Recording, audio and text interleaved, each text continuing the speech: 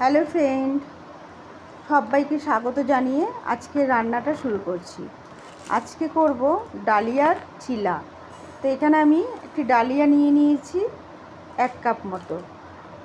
ডালিয়াটাকে আমি একটি ফ্রাই প্যানে কিছুক্ষণ ধরে ভেজে নেব। যতক্ষণ না ভাজার গন্ধ বেরোবে ততক্ষণ আমি ভালো করে ভেজে নিচ্ছি। তো দেখুন কালারটা চেঞ্জ হয়ে গেছে অনেকটাই।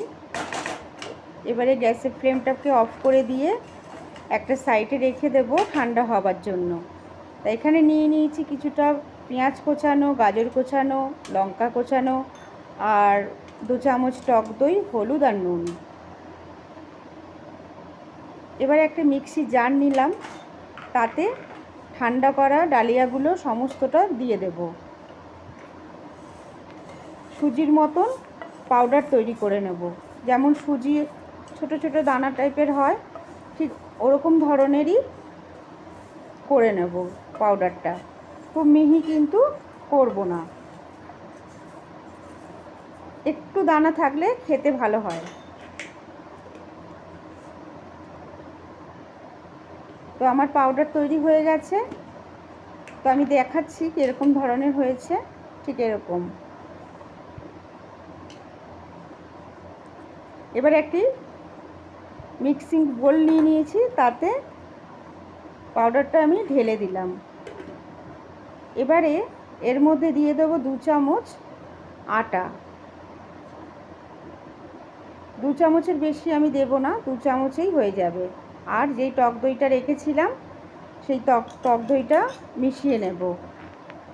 আর অল্প অল্প করে জল দিয়ে একটি ব্যাটার তৈরি করে নিতে হবে। সব জল একসাথে দেব না, অল্প অল্প করে জল দেব।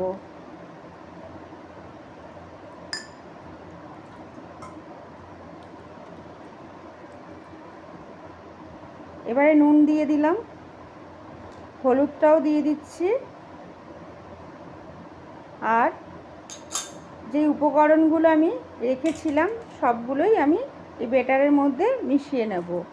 গাজর কোচানো, পেঁয়াজ কোচানো, লঙ্কা কোচানো দিয়ে এবারে ভালো করে চামচ দিয়ে মিশিয়ে নেব। আবারও একটু জল দিচ্ছি, কেন মোটা হয়েছিল, একটু ব্যাটারটা ঘনত্বটা তৈরি করতে হবে।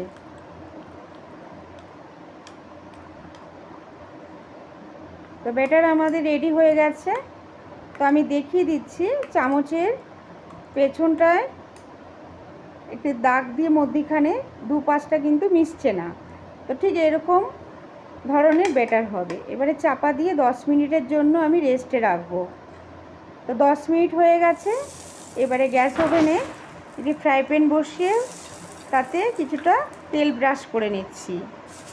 ফ্রাই প্যানটা গরম হয়ে গেছে, তেল ব্রাশ করে এবার তেলটাকে মুছে নিলাম টিস্যু পেপার দিয়ে। আর একটু জলের ছিটা দিলাম, জলটাও ভালো করে টিস্যু পেপার দিয়ে মুছে নেব।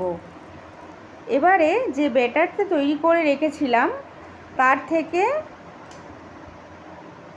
1 হাতা দিয়ে দিলাম, আর একটু দিচ্ছি, মোট 1.5 হাতা দিয়ে যেমনভাবে রুটির গোলাকার তৈরি করে সেইভাবে রুটির মতো গোল করে চিলাগুলো তৈরি করে নিতে হবে। এটা যেমনই স্বাস্থ্যকর, হেলদি তো বটেই, এবং খুবই উপকারী। এটা সকালবেলার ব্রেকফাস্টে তো খুবই ভালো, বাচ্চাদের টিফিন বক্সেও দেওয়া যেতে পারে এবং বাড়ির বড়রাও খেতে পারে। আর খেতেও কিন্তু খুবই সুস্বাদু হয়। এবারে একটু তেল দিয়ে নেব। অল্প অল্প করে।